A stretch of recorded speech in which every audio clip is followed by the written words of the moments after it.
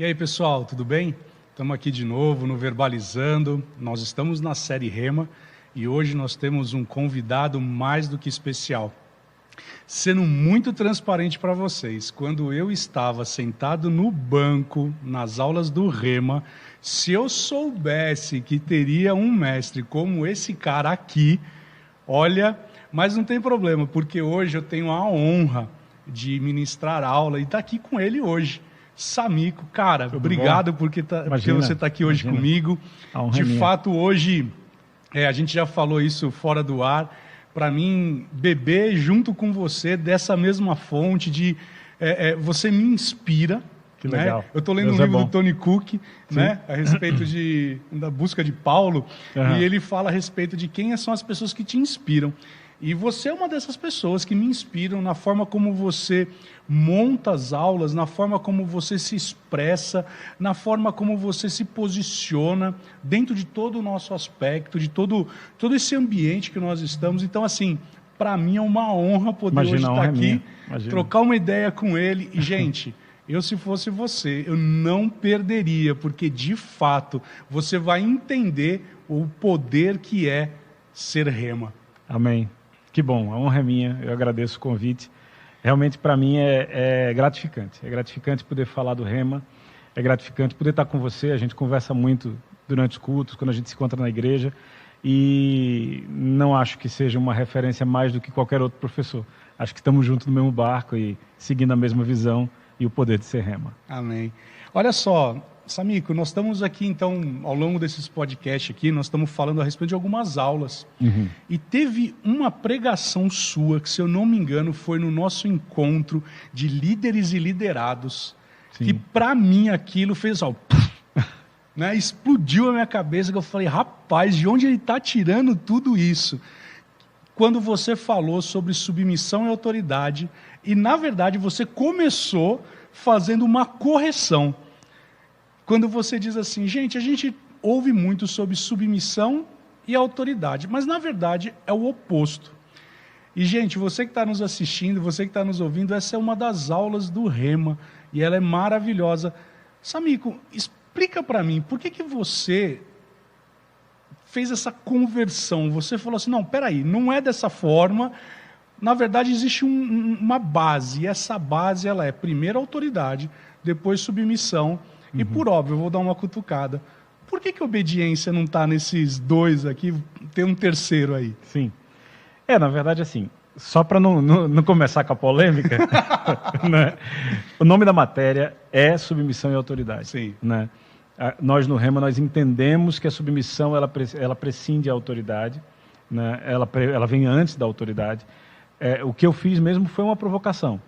Né? E foi também uma tentativa de fazer as pessoas entenderem sobre essa questão da autoridade no âmbito pessoal antes do relacionamento com outras pessoas. Então, assim, antes de tudo, para falar sobre essa matéria, eu preciso dar um breve histórico. Né? Eu vim de uma estrutura, tanto familiar quanto social, cultural, inclusive, em que a autoridade ela sempre foi questionada para mim, para a minha pessoa, pregressamente, antes do Rema, antes de tudo. Então, eu sempre vi a autoridade como algo a ser desafiado. Então, eu vinha dessa escola rebelde, vamos dizer assim, que, na verdade, hoje em dia, é a coisa mais difundida que existe. Verdade. A sociedade e o mundo hoje, eles promovem o desafio à autoridade. A autoridade é algo a ser batido. Isso. Né? Então, assim, da primeira vez que eu me deparei com essa matéria, eu me lembro com muito carinho, meu professor para essa matéria foi Rosilon Lourenço, um homem de Deus, lá de Campina Grande. Sim. E eu dei muitas risadas, eu tenho essa matéria até hoje, pedi autorização a ele, eu tenho o áudio dessa matéria, para você ver, todos os anos eu escuto essa matéria, do tanto que ela me marcou. E foi uma das matérias que eu decidi ensinar. Então essa foi uma matéria que eu particularmente pedi autorização, quando me tornei professor. Eu disse, eu posso ensinar essa matéria? E quando eu falei sobre primeiro autoridade, depois submissão, eu não quis de forma nenhuma desregular o processo da matéria, né? Eu só estou te provocando. É lógico, aqui, lógico. Provocação sobre provocação. Mas assim, é que na verdade eu acredito, pelo que eu entendo da palavra, que Deus nos concedeu uma autoridade pessoal quando viemos à Terra. né? Que na verdade é o seu propósito, é a capacitação e o chamado que Deus te deu. Ele vem acompanhado do que eu chamo de autoridade pessoal, né? Essa na verdade é uma teoria que eu me aprofundei um pouco, e a primeira vez que eu tive contato com essa teoria foi através de um autor chamado Myles Munroe, que é um cara muito conhecido, um irmão que já está com o Senhor, e ele fala sobre a autoridade pessoal, e ele explica que a autoridade pessoal é justamente aquela capacidade inerente, aquela coisa que você vem com ela do céu, né? Você vem do seio do Pai com ela para desenvolvê-la aqui. Só que, para que a sua autoridade pessoal seja desenvolvida, trabalhada e amplificada, você precisa entrar numa escala de hierarquia, onde a submissão vai realçar a autoridade. Então, na verdade, assim, eu só quis trazer a ordem de nascimento, de encarnação do processo. Não, e faz todo sentido, né? E, de uma certa forma, você acaba tocando em realidades da nova criação. Sim. Porque tudo isso acontece, né? Nós tivemos aqui o Rafa, e aconselho que você assista esse bate-papo que eu tive com o Rafael, e ele falou sobre a autoridade do crente, e ele falou muito disso, né? Porque no momento que nós perdemos a autoridade, veio Cristo, e aí ele teve que resgatar tudo isso. Eu gosto de um texto que está lá em Isaías 45, 18, se eu não me engano, que ele fala que Deus ele não fez o mundo para ser um caos. Isso. E a palavra caos é tou no original, e essa palavra também você vai ver lá em Gênesis capítulo 1. Que a terra estava sem forma e vazia. E era tou. É isso aí. Ou seja, quando nós olhamos essas duas palavras, nós vamos entender que alguma coisa aconteceu e bagunçou tudo isso. Sim. E aí, o Rafa foi muito sábio quando ele ponderou. E aí veio Cristo e restaurou tudo isso. Mas quando você fala a respeito, tudo bem, então nós temos uma autoridade, existe sim um domínio, um governo, só que tem uma hierarquia. Isso. Que tipo de hierarquia são essas, amigo? Será que é uma hierarquia que o homem estabelece? Quem estabeleceu essa hierarquia? Ela pode ser rompida? Como que é isso? Porque nós acabamos tocando em alguns princípios muito mais no dia de hoje sobre relativizar. Isso. Né? Então, será que essa submissão ela é absoluta, ela é relativa? A quem eu tenho que me submeter? Ou o que eu tenho que me submeter? Na verdade, assim, a questão é que a gente vem de uma realidade atual onde, como eu falei, o questionamento da autoridade é a constante. Sim. Então, esse questionamento, ele leva as pessoas a acreditarem que a autoridade, como você disse, ela pode ser relativizada, contanto que o meu direito seja respeitado. Então, existe uma consciência de direito exacerbada. Então, as pessoas hoje, elas buscam seus direitos a um tal nível que elas simplesmente saem atropelando todas as instituições e as hierarquias que o próprio Deus criou. A Bíblia diz que toda autoridade foi instituída por Deus, né? E é claro, é difícil, é até fácil de entender que Deus não instituiu, por exemplo, um Hitler ou um Mussolini como o líder de uma nação ou de um pensamento. Então Deus não colocou aquele líder lá, mas a cadeia de autoridade foi instituída por Deus, a posição de autoridade que ele ocupou foi instituída por Deus. Por quê? Porque Deus opera dentro de uma ordem. Sim. E essa questão da ordem, eu acho que é o cerne, não só dessa matéria, como do entendimento do todo, né? A gente precisa entender que a gente vive em dois reinos. A Bíblia diz que ele nos libertou do reino das trevas e nos transportou para o reino do Filho do seu amor. Então, existe uma diferença de operação da ordem e do caos. Ou seja, no reino das trevas não há ordem, há caos. E ele nos transportou desse reino para o reino do Filho do amor dele, onde há ordem. Então, essa relação de ordem é o que permeia toda a matéria e é o que guia a nossa vida. O problema é que a falta de entendimento sobre o princípio da autoridade, sobre cadeia de autoridade, sobre a própria vontade e desejo da autoridade por parte de Deus, ela nos leva a questionar a autoridade. Por quê? Porque a gente está acostumado a estabelecer princípios divinos sob a ótica humana. Explico. A gente se acostumou ao longo do tempo a estabelecer assim, não, Deus trabalha assim porque eu vi ele trabalhando assim. Não, deixa eu te explicar. Deus trabalha como ele trabalha, ele só tem compromisso com a palavra dele. No entanto, a palavra dele, que sempre se cumpre, ela é vista diante dos seus olhos. E a partir do momento em que você tenta, ou ousa, eu diria, estabelecer o modus operandi de Deus pela sua ótica, você está fadado ao fracasso. E é isso que acontece com a autoridade. As pessoas, elas veem como a autoridade oprime no mundo, ou seja, por causa da queda, por causa de todo esse caos que foi estabelecido no reino das trevas, o mundo jaz no maligno. Sim. O príncipe desse século cegou o entendimento das pessoas e mostra para elas qual é a primeira coisa que o inimigo vai combater dentro da sociedade. É a autoridade. Sim. Autoridade em todas as esferas. E aí, respondendo à tua pergunta, como é que isso opera? Opera em esferas, em camadas. Então, nós temos uma camada ou uma esfera de autoridade, de submissão e de autoridade no âmbito social, no âmbito familiar, no âmbito da igreja, no âmbito civil. E aí a gente vai ter essas esferas que foram instituídas por Deus, de acordo com a Bíblia, sendo aplicadas sob princípios estabelecidos pelo amor de Deus, pela obediência que você perguntou. Porque a questão da obediência, a gente às vezes tem uma noção de que a obediência, e a gente mistura isso, a obediência com a submissão. Você pode se submeter e não obedecer. Verdade. Da mesma forma, você pode obedecer sem se submeter. Que é o famoso exemplo do pai que mandou o filho sentar. Não vou, mas foi. Isso. Entendeu? Né? É. Então, assim, essa dinâmica, e eu acho que assim, eu sempre sou favorável, Wilson, ao entendimento das bases, né, dos princípios elementares, como Hebreus fala, e não nesse caso os princípios elementares de Hebreus 6, mas os princípios elementares, o que é autoridade, o que é a submissão, porque quando você passa a entender isso, você passa a jogar fora certos cacos. Vou dar um exemplo, a submissão da mulher ao marido. Isso é complicado. Né? Que é um tema, hoje em dia, meu Deus, é o sexismo, esquece, cara. A Bíblia diz, e eu vi esses dias uma ministração poderosa do Silas Malafaia falando sobre isso, ele estava falando sobre isso. E ele foi certeiro, ele disse assim, olha, Deus não disse que a mulher deveria se submeter ao marido, ponto. Ela deve se submeter ao marido que a ama como Jesus amou a igreja. Então, fechou.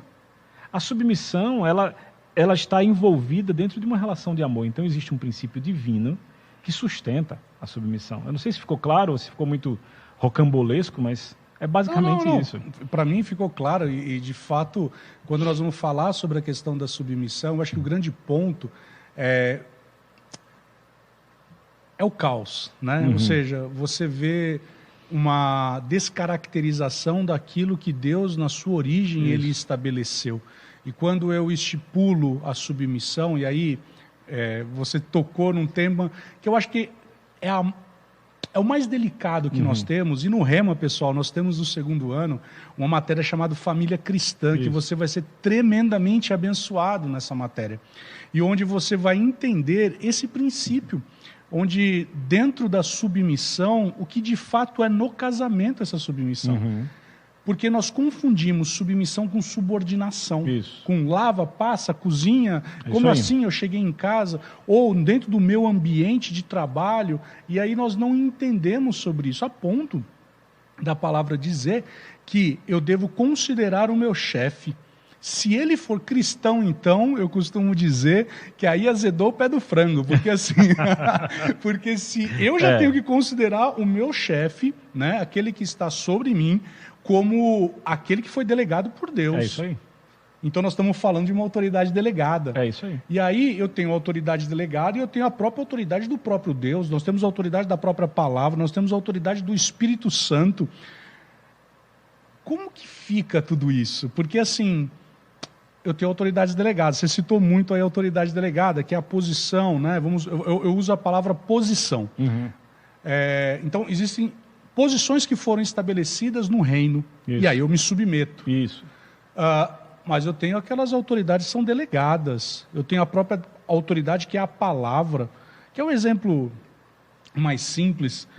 Eu sou casado, se eu viro para minha esposa e eu exijo dela algumas coisas que não são bíblicas, minha esposa não tem que obedecer. Opa, então nós estamos falando sobre obediência. Né? Na verdade, é interessante porque a gente tem a tendência, infelizmente, de achar, às vezes, por causa da questão do que tanto é propagado, que a autoridade é a jurisdição sobre a vontade de alguém. E não é. Né? O princípio da autoridade, ele não impõe ou ele não pressupõe jurisdição sobre a vontade de ninguém. O próprio Deus não impõe a vontade dele sobre a vontade de ninguém. De fato, Deus não impõe nada a ninguém. É tudo uma questão, e eu vou deixar de uma forma bem simples de entender, embora seja meio grosseiro, mas é uma questão contratual. Quando você casou, você assinou um contrato junto com a sua esposa. Sim. Né? A gente sabe que não foi um contrato, né, de forma comercial, como a gente conhece, mas houve um documento assinado. Da mesma forma, quando você nasce de novo e quando você decide por aceitar a Jesus, é interessante porque, e aí talvez seja um desvio, mas não parece um desvio, mas não é. As pessoas, elas têm o hábito, no mundo que a gente está líquido de hoje, de dizer assim, não, eu vou aceitar Jesus e tudo vai ser maravilhoso e eu vou ter uma vida fácil, simples, cheia de bênçãos e graça. É verdade. Só que as aflições que Jesus disse não conta mais. Claro que conta. E aí, como Jesus disse, ninguém vai construir uma torre, cara, sem fazer o cálculo primeiro, porque senão vão rir da cara dele. Sim. E esse cálculo, ele envolve a submissão e a autoridade. Né? Então, assim, a gente tem uma ideia democrática demais, sabe? E essa democracia, ela é defendida a unhas e dentes, e o meu direito, eu quero votar, eu quero... Gente, ótimo, na sociedade faça isso. Mas na relação com o que Deus estabeleceu para o reino, olha o nome, é reino, irmão. Isso. É reino. Monarquia. Não tem democracia no reino. Isso. O rei manda e o súdito obedece. Agora tem um detalhe, por ser súdito, você tem todos os direitos de um súdito. Verdade. Porque às vezes a gente tem a ideia, Wilson, e eu brinco muito com essas terminologias. E mais uma vez, a ideia não é a polêmica, é a provocação. Sim. Não, somos soldados. O soldado não tem direito, já parou para pensar nisso? Verdade, tem que cumprir ordem. O soldado cumpre ordem. Isso. Mas o súdito tem os direitos. Sim. Né? E aí a gente precisa entender, dependendo da tarefa que nos é dada, se a gente atua como soldado ou se a gente descansa como súdito. E aí esse ponto de virada, eu acho que é o princípio da submissão e da autoridade. Explico. Você está debaixo de uma cadeia de autoridade. Vou te explicar, por exemplo, dentro da igreja. Uhum. Você tem o pastor-presidente da igreja, e aí eu estou falando especificamente da esfera eclesiástica. Então você tem um pastor-presidente na nossa igreja. Ele tem uma autoridade que foi dada a ele por Deus, ele foi reconhecido nessa autoridade e ele estipula um comando, uma ordem, alguma coisa que deve ser obedecida. Aí você, nesse momento, talvez por uma distração, acha que porque você não gostou daquela ordem, você tem o direito de questioná-la, de ir contra ela e de simplesmente se opor publicamente. Deixa eu falar, você está gerando um ruído que vai trazer o caos. E sabe o que vai acontecer? Você será extirpado do sistema. Porque Deus não vai permitir o caos. Então, você está simplesmente, parece que você só está defendendo o seu direito. É o meu direito de ser ouvido. Não. Ei, você está simplesmente colocando dentro desse sistema perfeito que Deus estabeleceu um ruído que vai trazer o caos. Você vai ser retirado, irmão. E não vai ser o pastor-presidente que vai te retirar necessariamente. Então, assim, nessas horas, a gente precisa entender, eu estou debaixo de uma missão. Por isso que eu sou submisso. Porque eu estou debaixo de uma coisa que está acima de mim, que foi dada a alguém que tem uma autoridade delegada superior à minha. Então eu simplesmente me submeto. E aí as pessoas começam a confundir de novo com as suas experiências pessoais. E, cara, experiência pessoal é uma coisa maravilhosa, poderosa. As experiências pessoais que Pedro teve, as experiências pessoais que João teve, que Paulo teve, foram o que fundamentaram a fé deles. No entanto, você criar uma relação com Deus baseada apenas em experiências pessoais e não nos princípios que ele estabeleceu é um perigo. Então, o que acontece? As pessoas começam a ver, mas e se o pastor ou o líder tiver algum defeito que eu estou vendo? Sim, você está vendo o defeito, mas o que isso muda a autoridade que ele tem? Nada, cara. Isso nós vamos ver no próprio Saul. Né? Exatamente. Davi, eu acho interessantíssimo isso, porque Davi, quando ele toca, ele corta um pedacinho das vestes de Saul, aquilo gera poderosa, cara. Temor nele absurdo, e ele fala, o que eu fiz aqui? E quando o cara diz que viu, que matou Saul, que ele chega e fala, ele diz que ele viu Saul morrendo, né? Ele viu Saul achando que o Davi ia se alegrar. Davi manda matar o cara. Manda matar o cara. E um texto antes disso, nós vamos ver que dentro disso que você está falando, quando há uma ruptura dentro desse contexto, nós vamos ver o próprio Samuel. Porque Samuel ele fala, olha, é para você ir para a batalha, você matar todo mundo, não é para você poupar ninguém. Isso. Aí ele chega, ouve o barulho Que balido é esse? Né? Pessoal, essa coisa do Nordeste, entendeu? Aqui não, a palavra está na Bíblia, é válida. Mas depois, ele ouve um barulho e ele fala, que barulho é esse? Isso, e aí ele olha e fala, você poupou o rei também. E na verdade ali houve uma desobediência. E mais para frente nós vamos ver Saul de novo, né? Samuel fala para ele, olha, você não faça nada até que eu chegue. E aí tem o versículo básico, né, de que todo mundo é melhor obedecer do que sacrificar, né? E a obstinação, a idolatria e tal. E quando a gente vê tudo isso, nós entramos então num terreno que você está usando. Eu sei que eu usei Isaías 45 para falar do caos, Sim. mas quando eu estou falando do caos, na verdade nós acabamos falando sobre rebelião. Sim, claro. E quando eu falo de rebelião, eu estou falando aquilo que é contrário ao que a palavra estabelece. E a palavra chega a ponto de dizer que nós estamos num princípio de feitiçaria. É isso aí. Que é rebelião. Que é a rebelião. É isso aí. Ou seja, foi estabelecido todo um propósito e Deus ele olha, e aí você falou do extirpar, e talvez você que esteja nos ouvindo falou, nossa, mas o Samico foi muito duro, uma palavra extirpar. Ei, Deus falou através de Samuel, hoje o teu reino foi rasgado. É isso aí. E é interessante, né? Porque foi rasgado naquele tempo, mas ele demorou um tempo ainda para que se cumprisse. Sim. E mesmo assim, porque você falou do defeito, né? Eu tô fazendo todo esse preâmbulo aqui porque você falou do defeito. Eu vi o defeito do meu líder. Isso. Davi, ele viu o defeito, mas ele não tocou. É isso aí. Mas sabe o que aqui é interessante, Wilson? Porque assim, muitas pessoas elas esquecem, e isso para mim foi uma coisa que eu aprendi na vida ministerial mesmo, caminhando com pessoas, com homens de Deus. E assim, as pessoas olham assim, elas são chamadas para perto por um líder.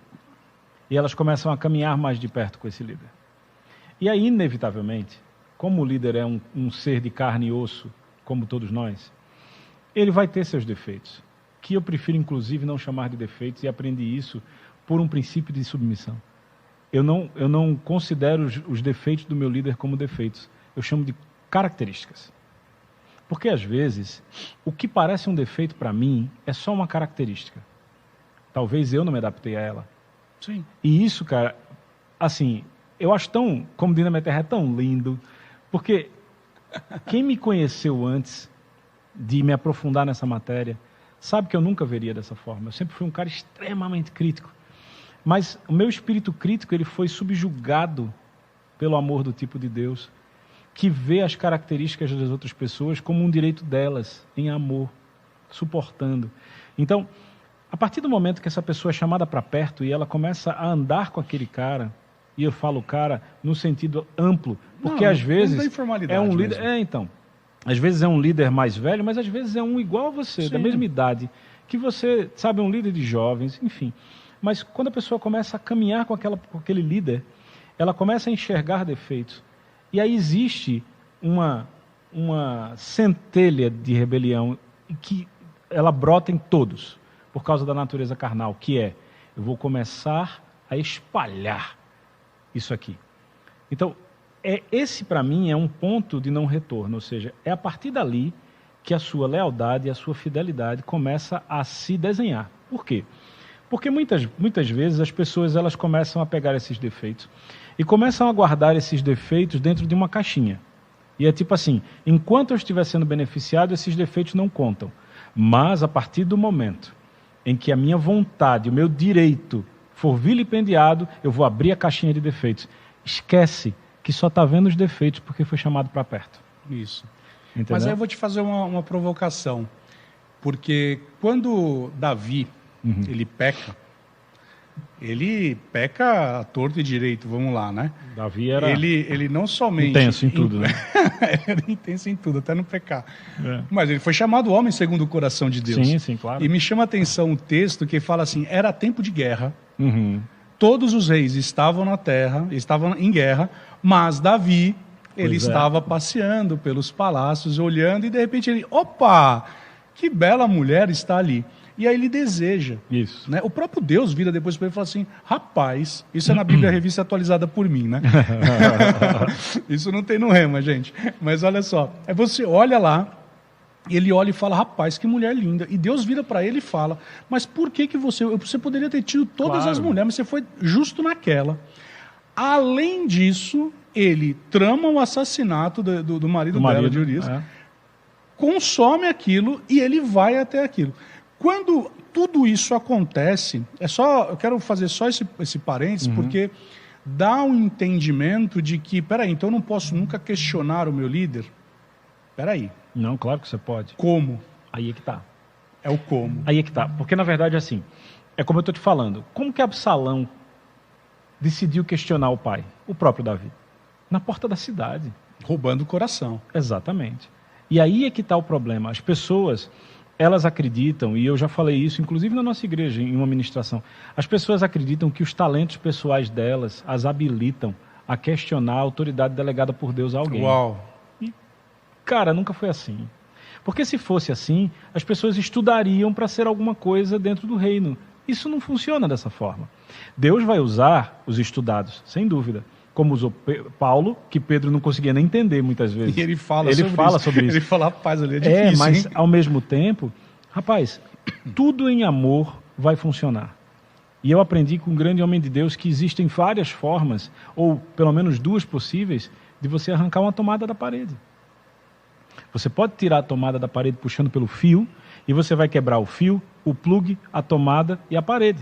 O desastre é grande. Ou você pode simplesmente chegar e, com todo jeito, se aproximar da parede, tocar na tomada e puxar suavemente. Você vai desligar, sem quebrar nada. Então, muitas vezes, é interessante você confrontar. Eu sou a favor do confronto, eu não sou a favor da afronta. E o Rick Renner, ele fala muito bem disso num livro chamado Você Pode Superar Isto. Inclusive, é maravilhoso. Inclusive de relações entre liderança e liderado. Mas assim, se você identifica alguma coisa que está patentemente errada no comportamento do seu líder, você pode sim, sabe, em amor, consultá-lo, em particular, para começo de conversa. Né? Para que você vai expor aquilo como o filho de Noé fez?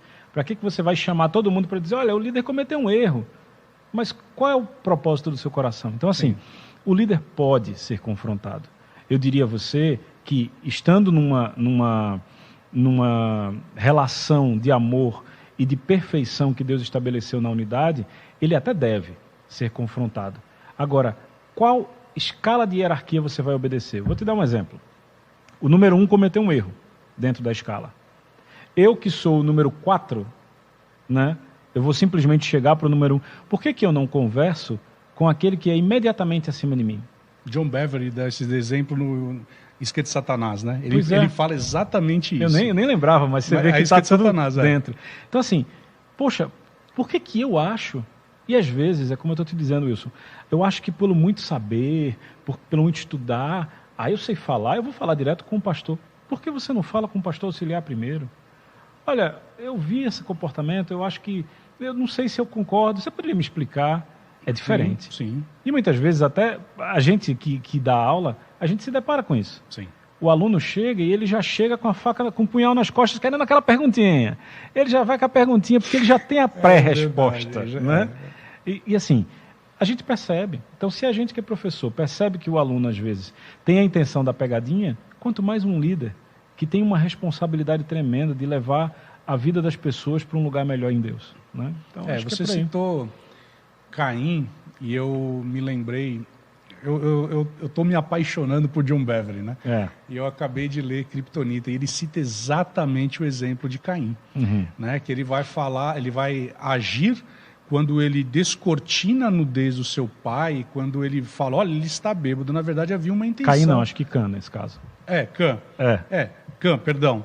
Isso. E aí ele começa, então, a trazer exatamente assim, olha, ele foi lá, ele desnudou. Da mesma forma como Absalão, ele, contrário ao que Provérbios diz, né, que o amor ele encobre. Sim, então ele desnuda. E quando ele desnuda, eu vou de novo usar a palavra que você usou, extirpar. Ele foi extirpado. Isso.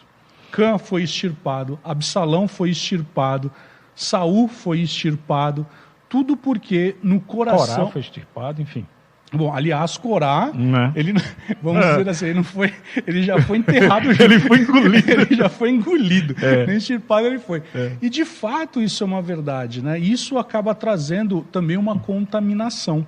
Porque no momento em que foi o que Absalão fazia, aquela centelha, eu gostei da frase como você pôs, ou seja, a centelha que ele tinha no coração dele, ele falava, olha, mas se você falasse comigo... Porque o rei está muito ocupado. Tem aquele livro Lealdade e Deslealdade. Isso, Doug Howard Mills. Que ele vai... Esse livro, para mim, foi tremendo. Porque hoje, eu começo a... Opa, será que aqui... essa intenção do meu coração, ela é uma centelha? Será que aqui eu estou passando por algo? Será que eu estou escapando a marcha aqui? Será que eu estou fazendo algo... Então, essa matéria no Rema, ela acaba trazendo um equilíbrio. Isso. Veja como essa aula, para nós, ela acaba sendo algo que traz um equilíbrio, nos faz entender de fato qual é o nosso papel. Eu te diria, Wilson, que essa matéria, ela mexe com brios. Ela não é uma matéria confortável. Não posso ser leviano para você e dizer assim, é uma matéria que todo mundo sai rindo. Rapaz, eu dei essa matéria esse ano, aqui na nossa escola. Sim. E as pessoas elas saíam, cada uma com um semblante diferente, baseado em sua própria experiência. Porque, por exemplo, uma coisa que eu particularmente gosto de abordar nessa matéria é opressão e abuso de autoridade. Sim. Porque... Isso é uma coisa, Wilson, que o próprio John Bevere, ou John Bevere, ou como a gente queira chamá-lo, mas assim, ele trata disso no livro Recompensa da Honra. E é muito interessante, porque esse livro, ele é um livro poderoso, mas ele é um livro que muitas vezes ele é usado de forma desequilibrada. As pessoas, elas têm a tendência a focar muito na honra de baixo para cima, e elas deixam de perceber que nos últimos capítulos ele trata da honra horizontal. E é justamente essa questão da honra horizontal, ou seja, todos honrando uns aos outros, onde a gente entra na questão do abuso da autoridade e da opressão da autoridade. E eu digo isso na matéria e te digo isso sem medo nenhum. Se você está debaixo de uma autoridade, seja na igreja ou seja em qualquer estrutura, onde você está sendo oprimido, onde você percebe que essa opressão é uma coisa que está fora do controle, retire-se, mas sem cerimônia. Agora, a questão tem a responsabilidade de entender que não é um sentimento ou uma preferência sua, é uma opressão.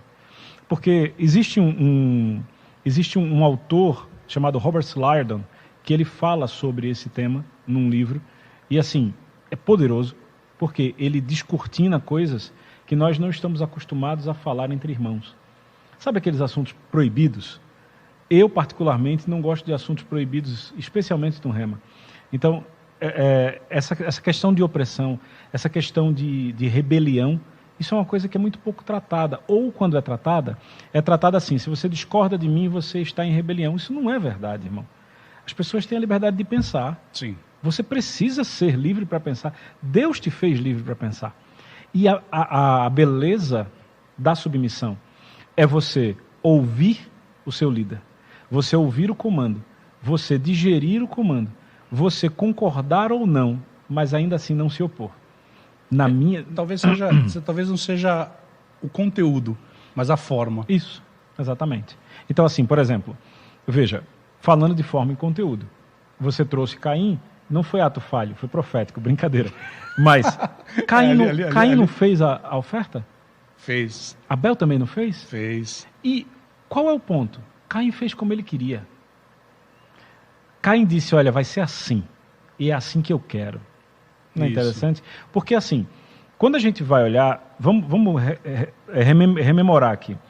Caim mexia com terra. Vegetais. Isso, terra, com a terra. Abel mexia com o gado, certo? Naquela época, já era estabelecido que o padrão para sacrifício era derramamento de sangue. Sim. Isso já estava estabelecido. Só que o que era, e é interessante ver dessa forma, porque quando você passa a analisar a questão contextual, você vê de uma forma diferente. Naquela época, qual era a coisa mais importante, o animal ou o vegetal? Era o vegetal. Porque a alimentação animal, ela só vem depois da saída da arca. Isso. Antes da arca, pelo que eu entendo da Bíblia, a alimentação era vegetal. Isso. Então, Caim era o provedor do principal commodity da época. Então, ele se sentia, como homem, detentor de razões. Não, veja bem, eu entendo tudo da terra. Como que Deus pode querer algo melhor do que o alimento? Né? Então, veja, ele sabia, porque ele era filho de Adão, ele sabia muito bem o que oferecer e como Deus se agradava, mas ele decidiu fazer do jeito dele. E aí é a forma e o conteúdo. Eu fiz, mas eu não fiz como deveria fazer. Né? E assim, existe uma frase, e mais uma vez um exemplo pessoal. Eu dizia muito isso, faço, mas não gosto. Tudo bem, era uma fala grosseira minha. Hoje eu não falo mais ela, né? Eu vou melhorando a cada dia. Mas, ao mesmo tempo, ela traz essa ideia de que não é porque eu não gosto de uma coisa, não é porque eu não concordo com uma coisa que eu vou me opor a ela. Isso é mais uma frase que, para mim, permeia essa matéria. Olha, se existe um princípio, você entende o princípio? Não, você acha que entende. A ordem, você entende o comando? Não, você acha que entende. Você não está envolvido. Um homem de Deus chamado Chris Vallotton, da igreja Bethel, que é pastor junto com Bill Johnson, ele fala sobre isso. Ele diz assim, viu, se você não está envolvido com nada na liderança da igreja, no trabalho da igreja, fica quieto, irmão. Para que você está falando? Você não se envolve. Você não está trabalhando junto, você não está de braço dado com ninguém. Então, você acha que você entende baseado numa experiência sua. Né? E assim, eu gosto muito, Wilson, de pescar e de colocar isso nas aulas. Esses exemplos que os homens de Deus experimentados tratam. Né? O Rick Renner fala sobre isso. Ele disse, viu, eu sou pastor e aqui eu tenho quase 1.000 membros, acho que mais de 1.000 membros na minha igreja. Não ache você que eu vou mudar por causa de você. Ou você muda, ou você sai. Rapaz, isso é de uma coragem, né? E de uma experiência, de uma maturidade, porque as pessoas hoje elas estão muito preocupadas com a opinião dos outros. E a gente não pode confundir opinião com testemunho, irmão. Opinião é uma coisa, testemunho é outra. O testemunho que eu dou não necessariamente vai levar à opinião correta das pessoas. Sim. Eu posso dar um testemunho correto e a pessoa tem uma opinião divergente. Então, isso tudo tem a ver com essa questão da submissão e da autoridade. Por quê? Porque muitas vezes você vai ser confrontado como crente. Mas como assim? Seu pastor falou aquilo e você está obedecendo a ele? Sim. Por que não? Eu sou submisso. Sim. Mas você concorda com o que ele falou? Não necessariamente. Mas eu entendo que ele está numa posição que representa Deus diante de mim. Aí as pessoas se chocam, cara. Como assim você está dizendo que seu pastor representa Deus? Não, entenda, irmão. Não é que o meu pastor representa Deus. Ele ocupa uma posição de autoridade que é a representação de Deus na terra. É simples, mas varia de opinião. Cara, demais ouvir tudo isso. Agora você imagina, você que está aí, imagina você ter essas aulas. Um professor como o Samico, por exemplo, e aí você sair daqui enriquecido. Sabe, gente, é um testemunho que eu dou. As aulas de submissão à autoridade mexeram tremendamente comigo. A brincadeira que eu fiz com o Samico, talvez, lógico que eu não estou aqui depreciando, longe de mim, porque eu tive aula com o meu pastor, mas ele não me deixa faltar de coisa alguma. Mas uma coisa que é importante é você saber que você vai ser completamente transformado, tratado e de uma forma muito prática. Samico, em todos que têm vindo aqui, eu estou lançando 2 desafios. Certo. O primeiro desafio é, em um versículo, como você resumiria essa aula? Acho que Filipenses. Vamos abrir. Filipenses 2, tem que ser o versículo, não pode ser um trechinho? Não, fica para a liberdade que Deus te libertou. Vamos lá. Cristo te libertou. Filipenses capítulo 2, versículo 5. Tendo em vós o mesmo sentimento que houve também em Cristo Jesus. Perceba que ele é um convite, né? Tende em vós. Na verdade é um comando. Pois ele, subsistindo em forma de Deus, não julgou como usurpação o ser igual a Deus. Antes a si mesmo se esvaziou, assumindo a forma de servo, tornando-se em semelhança de homens e reconhecido em figura humana. E a si mesmo se humilhou, tornando-se obediente até a morte, morte de cruz. Eu acho que esse é o exemplo supremo da submissão. Há um plano, né? Há uma missão, há um mandado, e Jesus, como nosso exemplo supremo, ele guia perfeitamente. Veja que diz que ele se esvaziou. Então eu acho que é bem isso. Eu acho que quando você se esvazia dos seus orgulhos, quando você se esvazia de certas convicções erradas humanas, fica fácil se submeter, porque você não passa a não processar as decisões pelos achismos, e sim pelo que o princípio da palavra te traz. Então eu acho que esse versículo fala bem. E o segundo desafio é, para quem está nos assistindo, que ainda não fez a matrícula do Rema, o que você tem a falar a respeito? Faça. Faça, porque só quem já fez o Rema e só quem já experimentou esse processo, porque o Rema é um processo, né? O Rema não é uma escola, mais uma escola onde você vai ouvir conhecimento. Não. São experiências diárias. Então vai ter dias que você vai sair daqui vibrante, e vai ter dias que você vai sair daqui pensativo, e vai ter dias que você vai sair daqui pesaroso, porque tanta coisa que você aprendeu não estava certa. Então assim, faça a matrícula, mas faça rápido, entendeu? Para que a expectativa comece a ser gerada o quanto antes. Quanto jeito. Mais tempo de expectativa, mais a explosão faz o efeito desejado. Pessoal, é isso. Experimente o poder de ser Rema. Samico, muito obrigado. Imagina, eu que agradeço. E para mim é uma honra estar do teu lado, eu já falei sobre isso. Tamo juntos. E obrigado por se gastar e se deixar gastar no dia de hoje. Amém. Obrigadão. Obrigado, querido. Valeu. Deus é bom.